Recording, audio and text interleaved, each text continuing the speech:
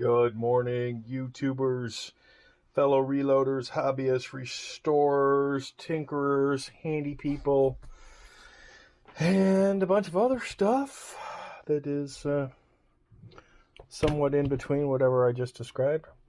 This, my fellow folks, is an old piece of history, which I think is mostly correct, period correct, maybe some newer parts. But for the most part, very, very correct-ish. And this is extremely light. I'll call it pitting patina across the entire firearm. So it's very, very consistent. And this is going to be, for those who have to know that it's unloaded, it is unloaded. This, based on the serial number beginning with 491, is a 1911.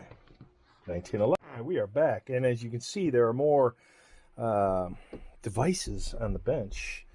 I'll call these convincing devices. I did a little oil on the rails, and as you can see on the takedown, that did not want to cooperate. So we're going to go back to the beginning. Very old 1911, made based on the serial number of 1918, and as I started to say, it's a Black Army, and that is the number one telltale sign for the Black Army. So I was debating breaking it down, and now that I've said that, and if we try and do this again, we'll see what happens with my second attempt. Again, rusty oldness. Let's see if this comes out easier this time. Oh yeah. So it just needed some convincing. So I'm going to guess that it was in there for so long that it was just unhappy. Not rusted, just it was unhappy in there. And based on the look of things, I'm going to say maybe original spring, original guide rod. I don't think this is the original barrel that came with it. It has a 5 on it. I'll have to look that up. It has a P, and it looks like, I can't tell if that a C on that side. So I'll have to look the barrel up, but it has the P and the H. And the H to match the back above the firing pin. So maybe it is the correct Black Army barrel. Again, what do I know? It's definitely seen its better day. So there's the G. So I'm going to say I have, for the most part, a solid Black Army. And what makes this particular choice, I wasn't going to do this, and then I decided I was going to do it, is I'm going to send this off to Turnbull for restoration. This always gets caught. What are you getting caught on, my friends? Yeah, this is some old metal. I do not know what it's getting caught on other than just oldness.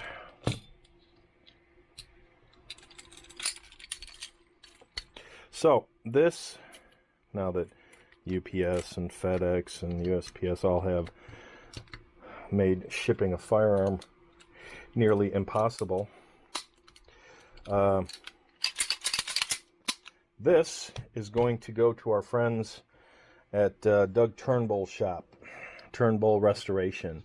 So we are going to do, or they are going to do, and I specifically wanted, you know, an old 1911, model 1911 U.S. Army, period correct, 1918, United States property stamp, all the right proof marks, the right two-tone magazine, no stamping, Black Army hearts. So this is going to go to our friends. In fact, you know what I will do? I will not send the grips. I don't know if Turnbull does the grips. I want to say they do. Or they put on some of their own stuff. But the last time I checked in, ooh, sounds like the bushing is stripped on that one. Okay, this screw is coming out. When I talked to Turnbull, yes, looks like bushing no go. Let's see if that is going to play nicely. No, it's not going to play nicely. All right, that'll be an off-camera fix there. But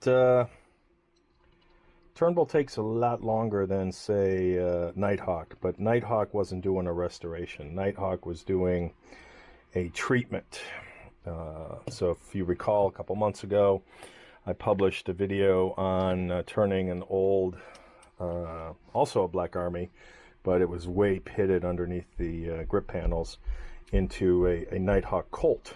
So again, that one wasn't as important to me as this one in terms of staying original, because it had some, if I remember right, some replacement parts that weren't true to the physical firearm of that era. So this will be going to Turnbull for a complete restoration. And the beautiful thing about Turnbull is, you know, when they refinish, they can redo the roll marks the way the roll marks were originally done. So they are quite proficient at what they do, and you get what you pay for with Turnbull. That is my impression and my experience. So this will be gone for, I'm going to say more than a year.